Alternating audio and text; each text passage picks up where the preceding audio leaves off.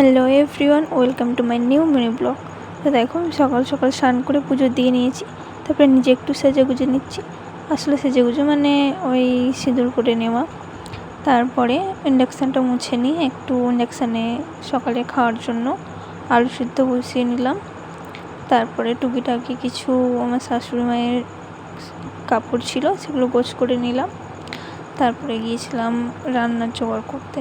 তারপরে রান্না হলো ঠিক এইভাবে ফাটাকসে রান্না করে খাওয়া দাওয়ার পরে গিয়েছিলাম পেয়ারা পাড়তে।